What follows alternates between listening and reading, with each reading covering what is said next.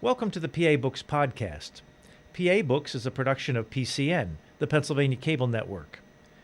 This program features interviews with authors of books on Pennsylvania people, history, sports, business, nature, and politics. While the focus is always on Pennsylvania, topics like the Revolutionary War, the Battle of Gettysburg, the Industrial Revolution, the coal and steel industries, and authors like John Updike, David McCullough, and John Grogan have a universal appeal. We hope you enjoy this podcast.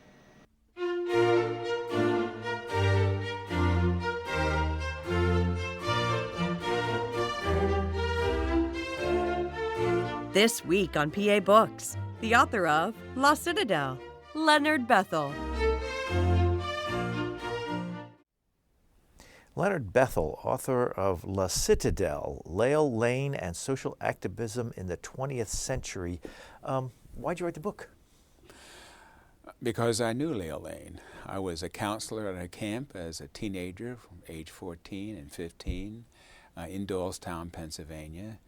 I was introduced to her by my mother, who was an educator. And my mother just passed away this past August at age 96.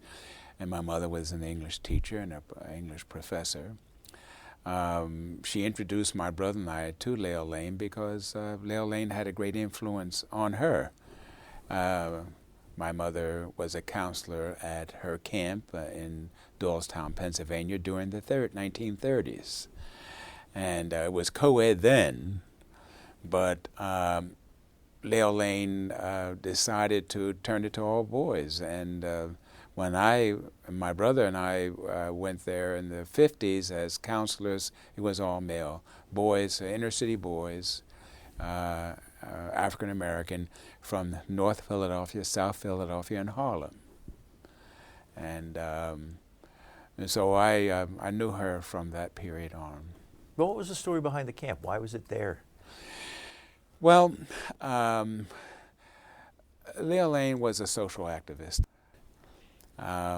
She wanted to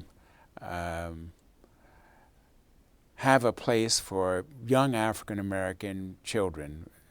She bought the land from her brother in 1927. Her brother, Harry Lane, married an Armenian woman, was Caucasian. He passed for white. Back in 1927, in that area of Doylestown, Bucks County, land could not be sold to blacks. There was a lot of prejudice going on, in that area. They didn't like Italians, they didn't like Irish. And Harry Lane's wife did not want to live in the country. She grew up on the farm. She wanted to live in the city. So he sold his land, his 36 acres that he bought back in 1927, and the farmer did not know he was black, thought he was white, to his sister for $3,600.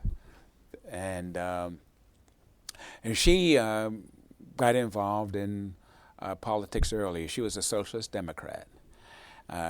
She didn't care much for the Republican or the Democratic parties because she felt that they did not, help blacks in the inner city. And she started this camp for boys and girls from the inner city back in, as early as 1928. She couldn't handle the farm by herself. In 1930, an Italian, a Sicilian named Pellegrino, always known as Mr. Pellegrino, was an astute farmer. He came from Italy and looking for work in Bucks County in the Doylestown area. None of the farmers would hire him because he spoke broken English. He was Italian, and he met Layle Lane. He went from farm to farm, and he knocked on the door at Ferry Road, and it was either Cheese Factory Road or Beacon Hill Road that crossed there. Are those roads there now? Yeah. Well, let me tell you, bring you up to date on that. Layle Lane answered the door, and she lived in a house that was about at least 3 centuries old. And they worked out a deal. She said, "Of course you can come and farm here and live here, and I have children coming from the inner city, and you can be helpful in growing vegetables, and I want them to eat fresh fruit." and vegetables. And she gave him a corner of the barn area, and he renovated it and lived there up until he passed away. And my mother was a counselor there, and she went on, of course, to college and graduate school and so on, and she taught in Philadelphia. Layle Lane, that was her permanent home in Doylestown, but she got involved in New York politics on the Socialist Democratic ticket. And she was one of the first residents of the Dunbar Apartments in Harlem, East Harlem. And she became a close friend with A. Philip Randolph, who ran the Brotherhood for Sleeping Car Porters. And in the summer, she would go out to the camp with the kids, but during this regular year, she graduated from Howard University, went on to Hunter College, earned another bachelor's degree, and then to Columbia University and earned a graduate degree. And she taught in the New York public school system and was involved in politics. In as you know, in the late 1930s, the Depression years came in, and Franklin Delano Roosevelt was in the presidency. And Layle tried to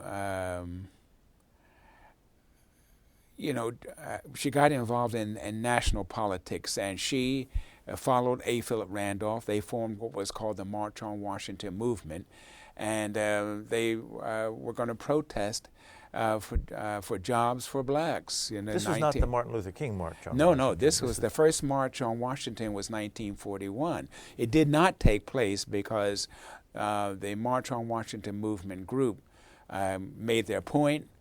Out of their effort, Franklin Delano Roosevelt established an executive order and got the Congress and the Supreme Court backing to form the Fair Employment Practice Act and Commission.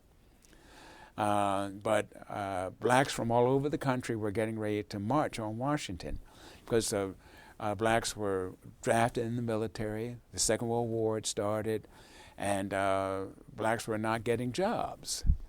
And Layle Lane was very much concerned about that, and she was very close to A. Philip Randolph on this vision in getting jobs for blacks.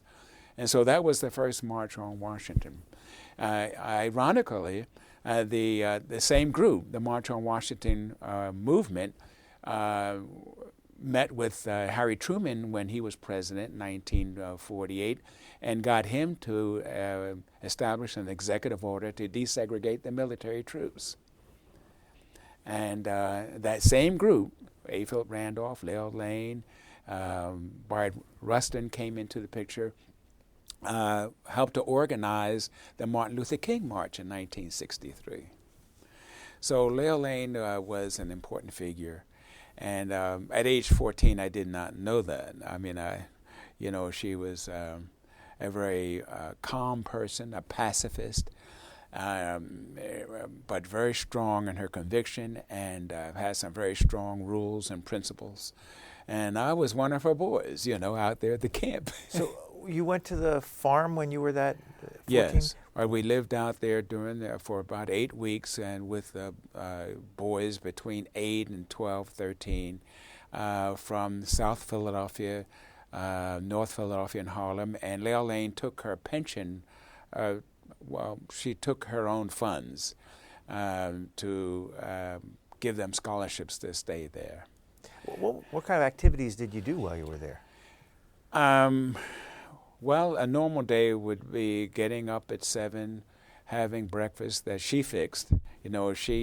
She did not believe in store-bought food. She had Mr. Pellegrino grow all kinds of vegetables, and she was able to get eggs from Mr. Caradosi, an Italian farmer who married a Quaker woman, lived not more than 2 miles away. And after that, we had chores. And the chore that I remember that took a lot out of me was really building that road. It was like a dirt road called Beacon Hill and Cheese Factory Road. I never liked the name of that street that came off of Ferry Road. She lived at the corner, Ferry Road and Beacon Hill or Cheese Factory Road.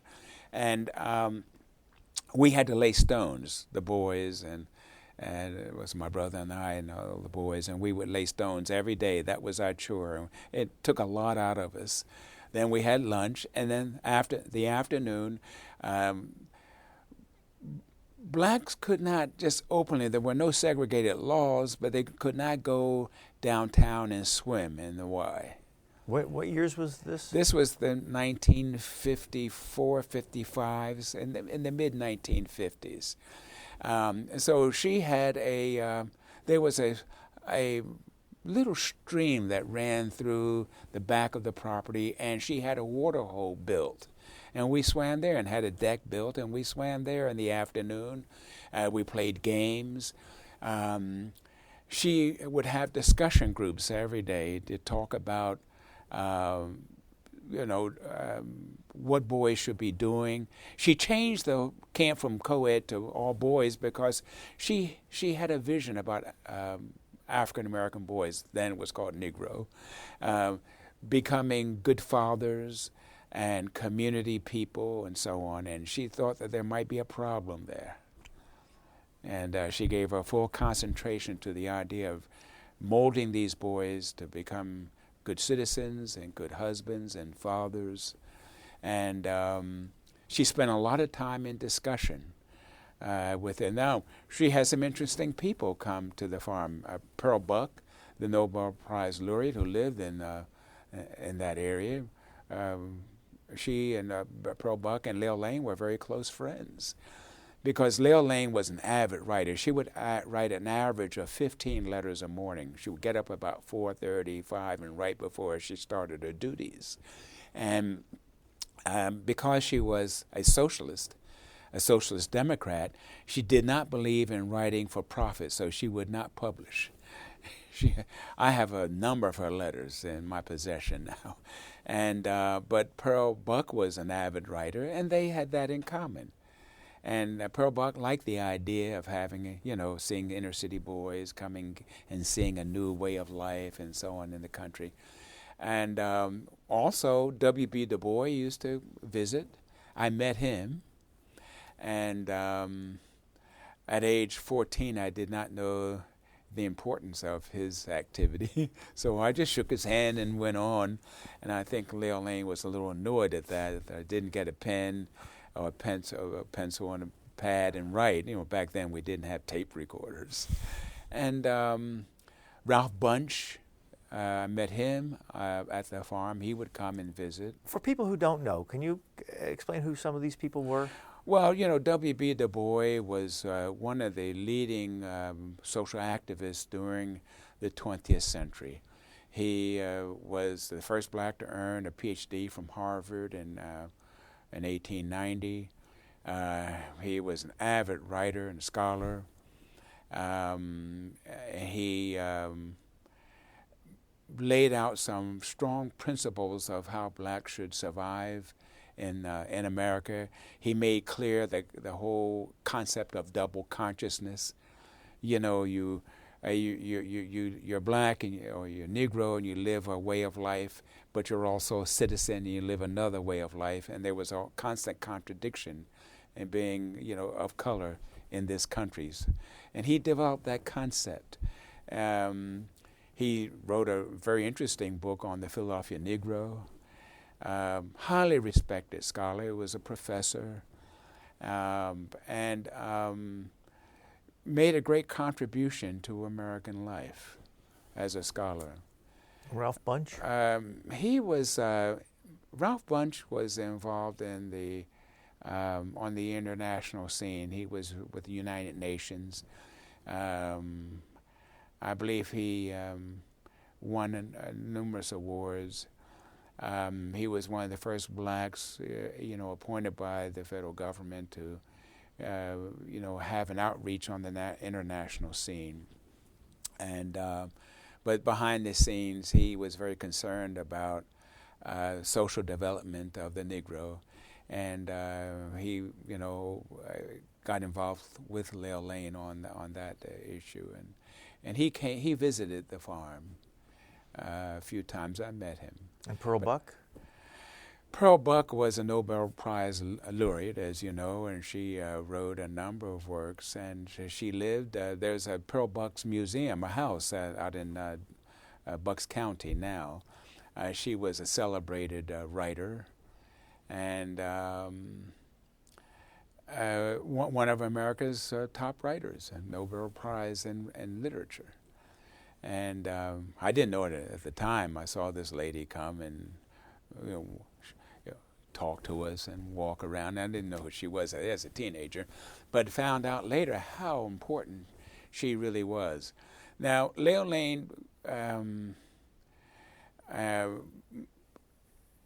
kept her distance from James Michener. He was out there, during around the Second World War period and so on. At first, he was sort of involved with the conservatives, but when he married a Japanese woman, he found out, what prejudice was. He became an avid Democrat, and I think that when he changed his view, social view, he and Layle Lane, he never came out to the farm, but I think they became intimate friends in a very limited way. He didn't have much contact with it, but he was out in the Bucks County area also. The importance, Layle Lane named the farm Le Citadelle after the fortress in Haiti in honor of Toussaint Louverture, because of she was fascinated with the idea that slaves and ex-slaves could beat Napoleon Bonaparte in battle in the French army. There was a way that he did. Napoleon Bonaparte beat all the armies in Europe, but he went to Haiti, and he lost a battle to slaves. And it's because this fortress was built on a hill, and the only way you could get to it is a path. And of course, the slaves would just pick off the French soldiers as they came up the path. But the Le Citadelle meant highest ideals, highest principles, highest morals, a sense of victory and vision of hope. And so she took that name and called the camp Le Citadelle Camp. And it was Le Citadelle Camp, when I was there as a counselor. And she used the idea of Le Citadelle to build up the vision and hope for the boys, that they might have self-esteem and pride. And I live now at Le Citadelle Manor. I live on the property. When Mr. Pellegrino passed away, it was around 1957, 58. She could not really manage the farm, so she made connection with Judge Harriet Mims, one of the first women judges in the Doylestown area, who was a feminist. And she and Layle Lane became very close friends. Layle Lane never married. She spent much of her adult years outside of being involved in politics, taking care of her father, Reverend Calvin Lane, who was a Unitarian minister, went to Hartford Theological School. She just didn't, she was so active in the camp and in politics and in teaching, she just didn't find anybody she wanted to marry. And Mims was single, and but Harriet Mims helped Layle Lane divide the land up into housing units. Now, Layle Lane's first inclination, because she had socialist ideas, her first inclination was to build an apartment complex, which was in contrary to the land rules of the area. You could not build apartment houses, only farm and single home units. Then they worked out a 2 to 3 acre division of the property. Layle Lane wanted solid African American families. Interestingly enough, Le Citadelle Manor now is almost 50-50 white-black. Because how did the neighbors take that there was suddenly a planned community for African Americans? Well, Layle Lane picked her families. I know my family was one of the ones because my mother, she knew my mother very well. I mean, my mother was a teenager, and then years later, my mother ended up taking care of her in her late 70s for a year. And so that was an easy sell. And my mother recommended a few families from Philadelphia, a school teacher and her husband. So this is the late 50s, early 60s? This is late 50s. Layle Lane, along with Harriet Mims, mapped out a blueprint on what the houses should, they could be individual in their, using individual contractors and so on, but they had to be of a certain standard, and they had to meet certain rules for, the planned community. And Layle Lane met with every family that decided to buy there. She did not personally know all of them, but she met with them, and she was the one who decided whether that was the family to own the property or not. And so by 1960, most of the people who met with her started to build. And 2 to 3 acres. I have one of the 2-acre ones. And my mother never lived there year-round. She was an educator here in Philadelphia. She would go out in the summer and so on. But she knew how I loved the property, and my brother didn't care for country. He was a Philadelphia city boy. And he taught here in the city, and he was involved in the military, 30 years in the Army, and he's buried in Arlington Cemetery. He was one of the, he was with the Old Guard, one of the honor guard chosen to carry President Kennedy's casket. So he's buried there. And, but I loved, the idea of the country, and she turned the property over to me in 1980, and I paid taxes on it and so on. And my wife and I decided that when I met my wife in college. I was in seminary, and she was in undergraduate school at Leanard Bethel at Johnson C. Smith University. And we decided that when we retired, we would move out there and renovate. And that's what we did. I retired from Rutgers University in 2011. What did you teach? I taught religion and philosophy. I'm an ordained Presbyterian. And I earned my doctorate at Rutgers, and I have 2 theology masters of divinity, masters of arts. And I was one of the few people trained to counsel African American students. I first went back to Lincoln University as assistant chaplain, director of the Student Center, and a program was started called the Institute for Services to Education, for special black students coming into the university setting. And I was sent to Atlanta University and Tufts University for training. And when Martin Luther King was assassinated in 1968, a number of predominantly white schools opened up. Rutgers was one. And they opened up an urban university program, a transitional university program for black students who would not ordinarily get into Rutgers.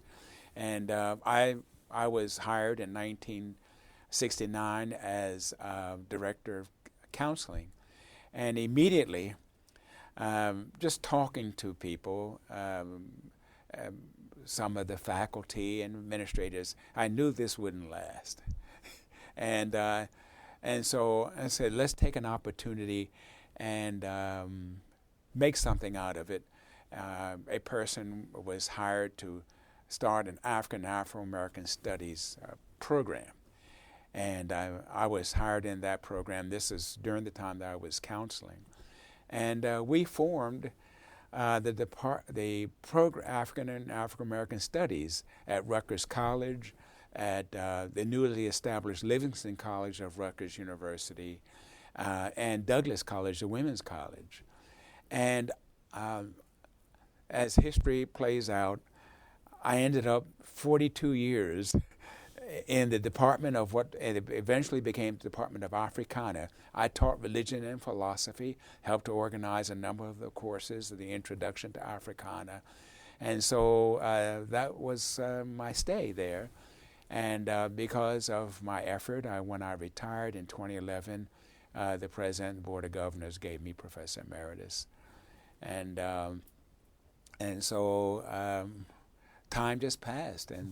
And I owe a lot of my development, not only from my mother as an educator and the sternness of my father, but from Layle Lane and her vision, her educational vision of progress and development. She strongly believed in education. And so I decided when I retired that I was going to go back to, the farm. I don't know, my wife had a good life in this city. We lived in Plainfield, New Jersey, just 15 miles from Rutgers, and she was a professor at the Raritan Valley Community College, an early childhood specialist. But we decided to move out to the country and renovated the house, and that's where we are now. And I'm writing and, Well, I should, after 40 plus years at Rutgers, our bureau chief, Corey Clark, pointed out that you came here wearing a Lincoln University tie. Oh, yes, my school colors. Yeah, I'm very proud of my school. It's going through challenges, but, Lincoln, I mentioned this to you once before, was the first liberal arts college started for African Americans. Of course, Cheney University claims to be the oldest. It started in 1838, but it is a normal school, but Lincoln was the first. And when I was a student, there was all male. And you were on this program before for your book, Educating African Leaders, which was about Lincoln University. Right. And I just thought that, someone as important as Layle Lane and what she was achieved. Now, what I was able to do, she passed away in 1976. I had an opportunity, my wife and I, my two children, went to Mexico City, where she first taught. She decided to move to Mexico. At first I raised questions. I said, why didn't she go to an African city? But she had never seen children eating out of garbage cans in the way that she saw children eating out of garbage cans in Mexico City. She traveled to Africa, but she didn't. There was poverty there, but she did not see that image. And she decided, she had a philosophy that if you learn to speak the proper language of the society where you live, it is the first step towards succeeding in that society. And she taught this message to the African American boys at La Citadelle. And she decided to teach the proper Spanish to the Mexican children. So it would have been the first step out of poverty. And she went on to the University of Mexico and earned a master's in Spanish. It's fairly late in life. Yeah, right. She was up in age. But still she had this vision. And she taught the proper Spanish to these begging children, used her pension money to pay for the classes that they took under her teaching at the Casa del Maestro, the House of Teachers in Mexico City. Layle was a strong follower of Father Ivan Illich, the socialist priest, who had his church located in Cuernavaca, Mexico. And she decided to move there to continue her work and follow him. I tried to get information from Ivan Illich. Now, he wrote the best book on how to educate poor children. It's called The Deschooling Society. The Mexican government was deathly afraid of him. He was an old man. They were afraid of his ideas and his words. And when he held service on Sunday, military troops would stand in the back of their service. For what? But at any rate, I wrote him a number of times, and the government confiscated my letters. They were afraid of him. He was a socialist. So Layle Lane moved to Cuernavaca, Mexico. That's where she passed away in 1976. And my wife and 9 children went to her gravesite. And she was sort of a hero, a local hero. The poor women would keep fresh flowers on her grave there in Cuernavaca. And I was so impressed by her whole life and what she did. In 1977, I started a personal campaign to change that road, Cheese Factory and Beacon Hill, to Layle Lane. And I went before the Borough Council and I argued my case, and I won by 1 vote. And they changed the street to Layle Lane. So it's not Layle Lane Street or Layle Lane? No, just Layle Lane. And I live at 30 Layle Lane. Was there ever a cheese factory there? Yes. And part of the road, it goes around, it's still Cheese Factory, but off of the Layle Lane property. There was a cheese factory there. And I think when it turned, part of the road was called Beacon Hill and Cheese Factory. I just didn't like the names. And I said, we built this road right up through the property to the bend in Cheese Factory, the other part of Cheese Factory. The boys and I laid stone. We built that road, and I made that point very clear to the Borough Council. We built that road. Oh, that was the road you built when you were 14? Yeah, and I said, I want this. And their first decision was, well, we heard about her civil rights activity. And we'll build a statue there. And I said, no, I don't want a statue. I don't want something for birds to land on. I want a street named after. And so it won by 1 vote. And when we had a ceremony, proclaiming the street, Philadelphia Inquirer reporter was there. The Intelligencer, which is the newspaper in the Bucks County area, had a reporter there. And you can see in the pictures in the book. Yeah. And they both told me it was the first street named after an African-American woman in Bucks County and possibly Pennsylvania in 1977, from 77 to 79, somewhere in that period. And so I was determined to move back to Layle Lane. And that's where I live now in my retirement. You said she was a socialist. What did it mean to be a socialist in the 20s and 30s? Because you say she was anti-communist and anti-capitalist. Right. There are 2 sides to socialism, and one is a kind of nationalistic thrust where there is pride within the nation, and the other is that nationalism is when a foreign country takes over a smaller country and forces their ideas on them, that form of nationalism. Well, the form of socialism that Layle Lane she was involved in what was called the Leninist movement of the socialism, which were educators who believed that the people need to get educated and rule themselves. Well, the socialism that Layle Lane followed was one that centered around the idea that we can do for ourselves. People should be able to rule themselves. A little bit different than the image of communism where the state ruled. I mean, there was a kind of sense of people ruling under communism. She didn't like the communist idea of the state dictating to people what they should do. She believed that people should form their own sense of government and rule themselves. And also, she was, as Norman Thomas, who ran for the socialist presidency 6 times and lost, believed that, he was one of the things that didn't get over with him and his politics was he was anti-war, anti-military. And Layle Lane was also. She hated guns and a lot of things she did not like. I mentioned something in the book about her as a socialist. She kind of rejected a Christian God, but she believed in God and she believed in Jesus. Her father was a Unitarian minister, But she did not believe in the structure of Christianity because it supported what she felt as capitalistic ventures. And she believed in a kind of theology that I think John S. Mbiti, the African theologian, when he talked about traditional African religions, a kind of anthropocentric idea of man at the center of his universe, and Jesus was that any moral incentive was centered in the person.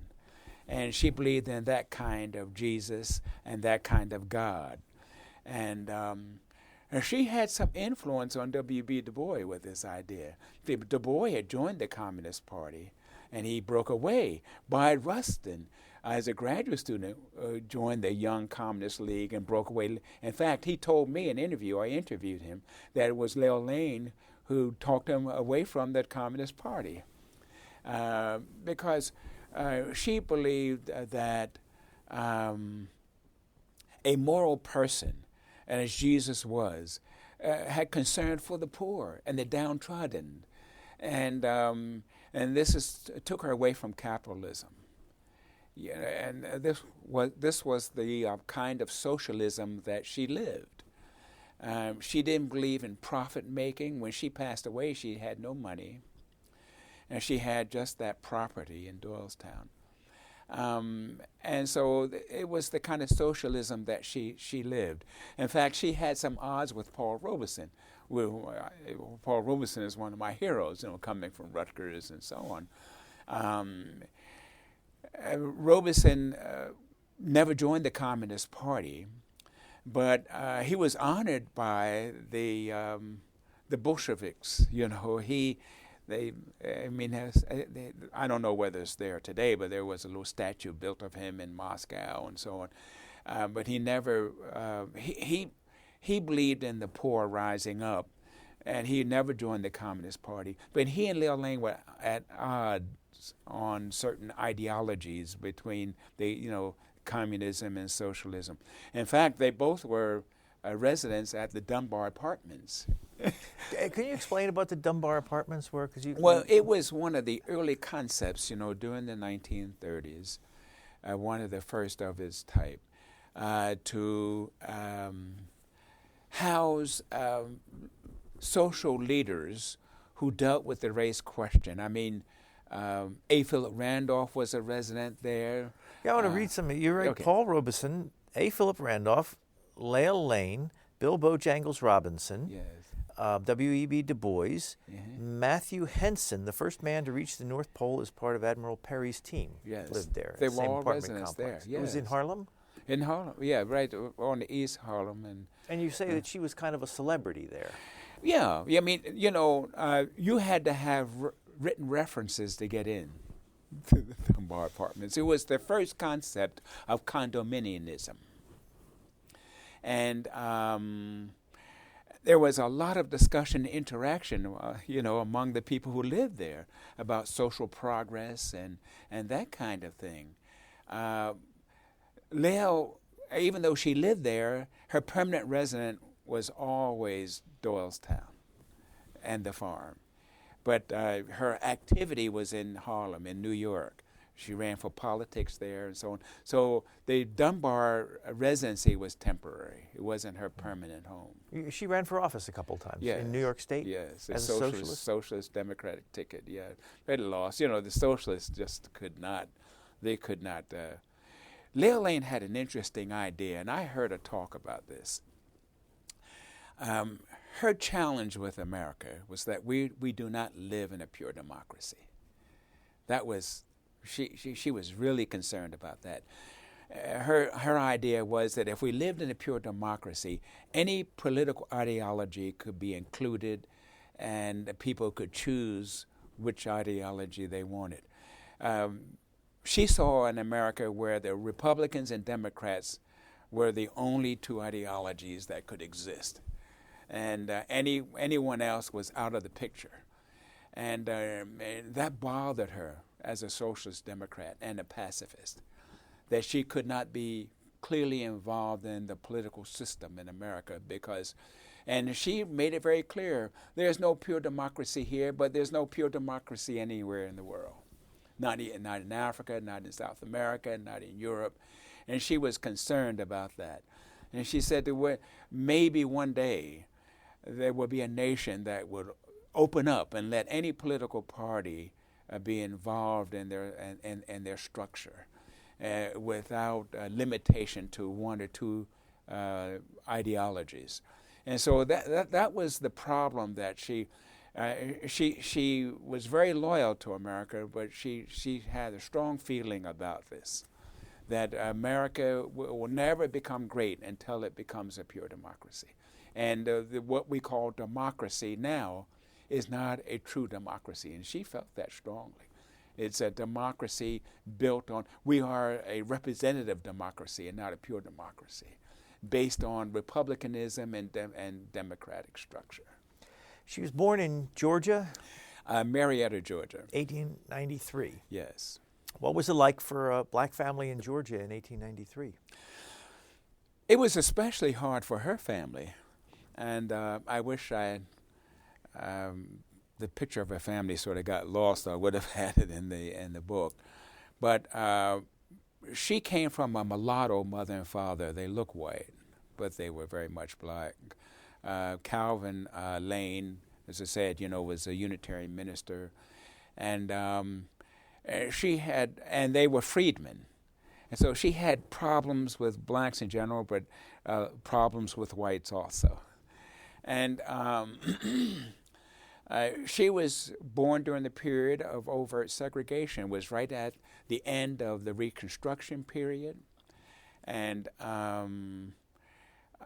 life wasn't easy. Her father would not allow her to go to any segregated school. He started a school for girls, and she was, one of his first students. He taught his own children, and when the turn of the century came and got into the early 1900s. The Lane family moved to Vineland, New Jersey. Well, I want to ask about her uncle, her father's brother. He was a professor? Yes. Was that in the South? You can see he was one of the first, Whitmill. He was one of the first blacks to earn a degree from Amherst. Mm. And so he got a chance to move around. Now it's interesting that W.E.B. Du Bois had the same kind of, these were blacks who were very fair. In fact, when I met W.B. Du Bois and I shook his hand, I thought he was Jewish. I went up to this man, I said, W.B., he looked like a little Jewish man, but until he was because he was keen-featured, green-eyed, straight hair. Whitmill Lane was like that also. And they had a hard time because they had to tell people, no, I'm Negro, but received opportunities maybe that a darker-skinned black would not receive, teaching and moving around and so on. You also say the Reverend Calvin Lane, Layle's father, was not appreciated by his Methodist and Baptist colleagues. His New England speech pattern, encouraged in his Hartford seminary education, typified a highly educated gentleman, did not make a strong dent in the small Georgia community. So he had a New England accent. Yes, being right. a preacher in Georgia. Layle Lane, who became an English teacher, got this idea from her father that in order to succeed in this country, you had to speak the proper English, not any broken English or any kind of regional dialect or tongue or slang, but the proper standard English. And it will be the first step towards succeeding in this country. But, that idea Layle Lane took to other languages. In the country where you live, learn the standard language of that country. And she taught this to the boys. She taught it to us. And my mother, up until her death at age 96, she would correct me. She said, that's a split infinitive. That kind of thing. And so, Reverend Lane had a hard time. He had a hard time with the white community because of segregation, but he had a hard time in two different ways. Because one, he was fair-skinned. And, there was a general feeling that if you look white, you're going to be accepted more, and you're not one of us, and that kind of thing. It was difficult. The family had a challenge. But she went to Howard University. She went to Howard, and her father was a Howard graduate also. Yeah, Reverend Calvin Lane, before he went to Hartford, he graduated from Howard. Were there many women at Howard at the time?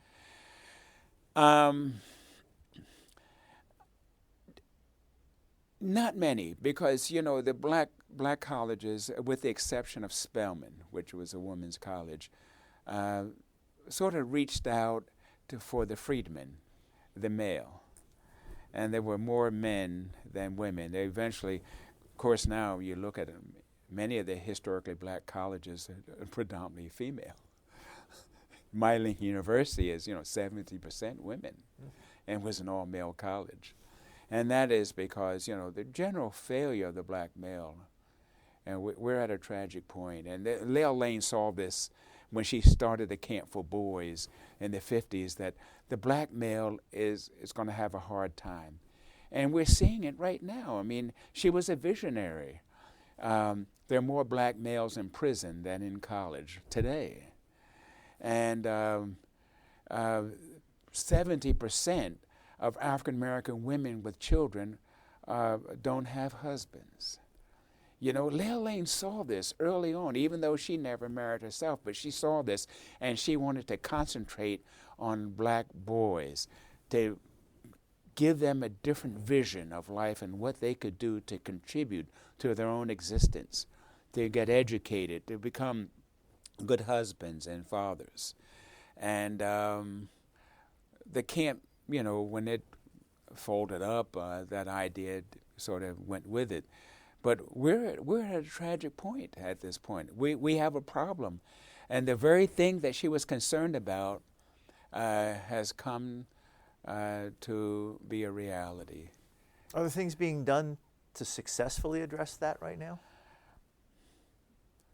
I don't see. There are a few instances. I think in Detroit or Chicago, there's an emphasis on all-male school for boys. They change their view of life so that they can go on to college. There are a few places where this is happening.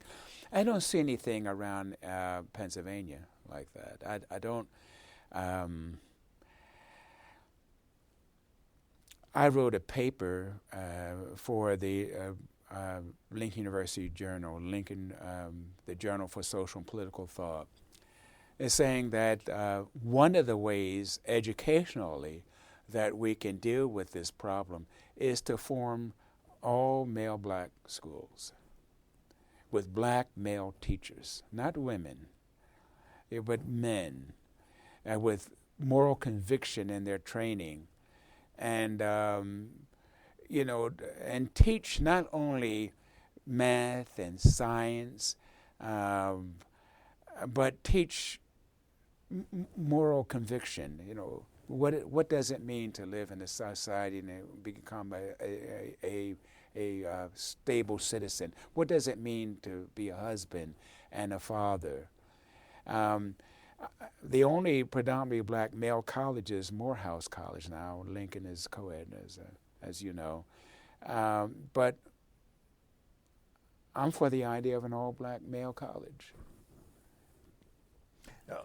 Layle Lane went to Columbia University? She earned a graduate degree, a master's degree in English from Columbia. And that, again, would have been the late 19-teens or early 1920s? That would be in the 1920s. So an African-American woman going to graduate school at Columbia University. Unheard of. But here again, you see the picture of Layle Lane. That's a darkened picture of her. But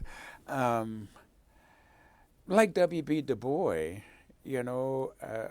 blacks who were somewhat fair-skinned could go places and not be really noticed as a black person.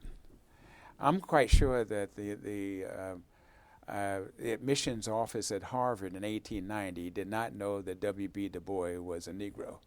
He didn't look like a Negro. And maybe if he was dark-skinned, he might not have gotten in. Another thing that was very disturbing to Layle is not only she went to Hunter after Howard. This was true in New York City. It was true in Philadelphia.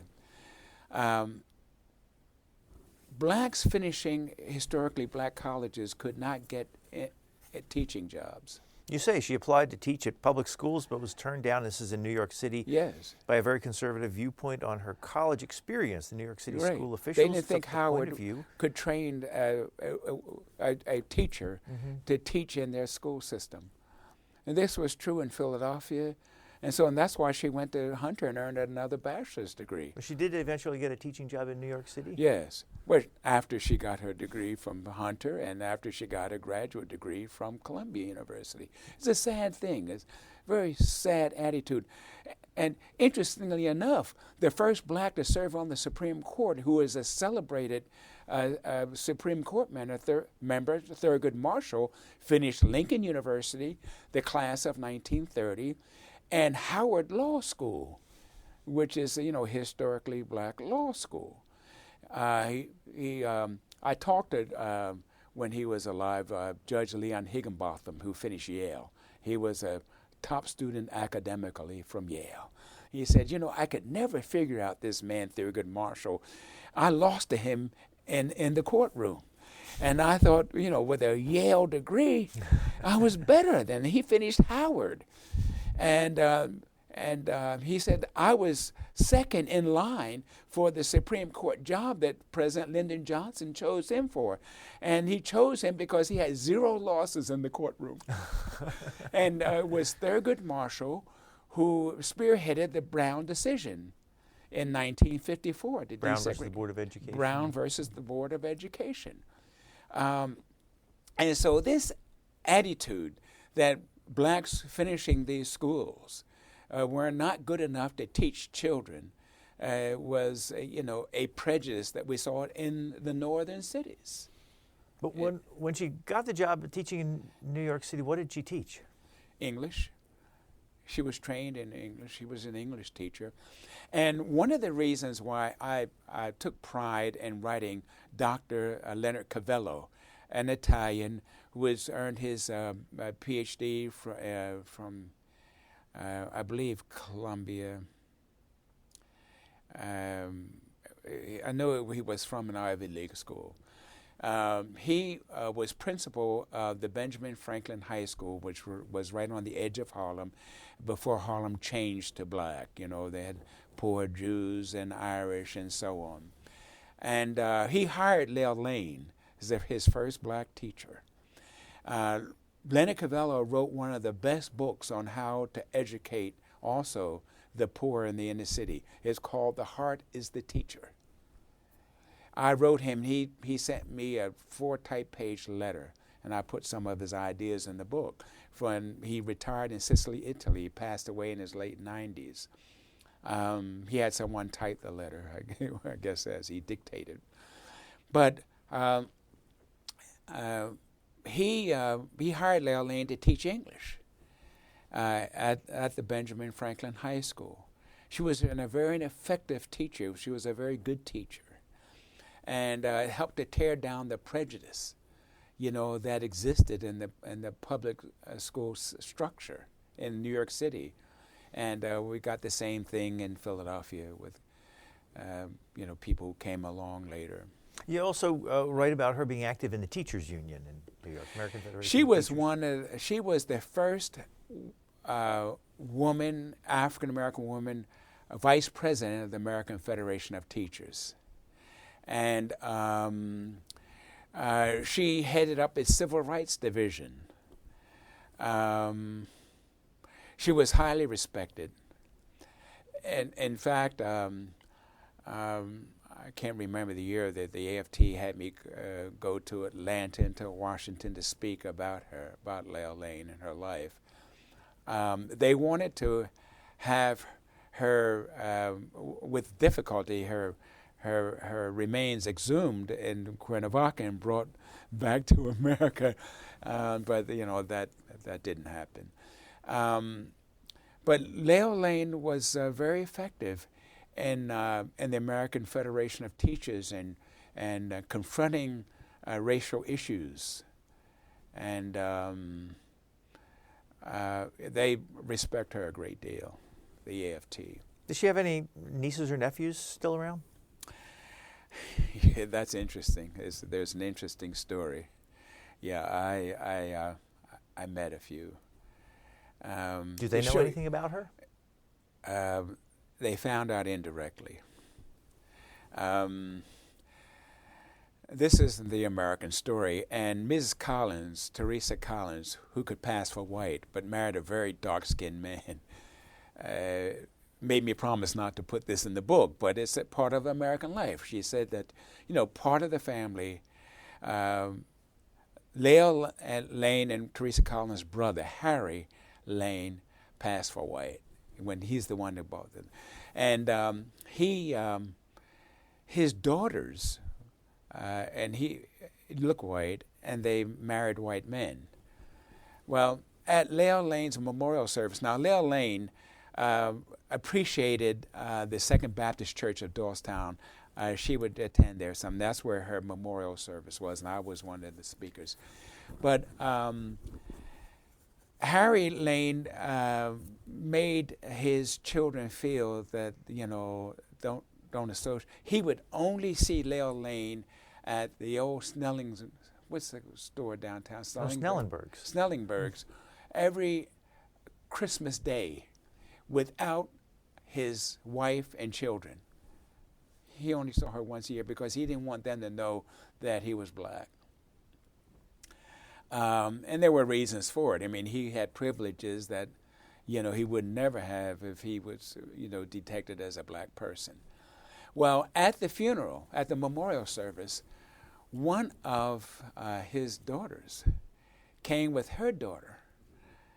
She found out, and she had met Layle Lane, and after the service, when she heard all the speakers talk about this woman's civil rights activity and dealing with the racial issue in America, her daughter, 16-year-old daughter, was in tears. I mean, she always thought she was Italian. She looked Italian, and so she didn't know she had any black in her background.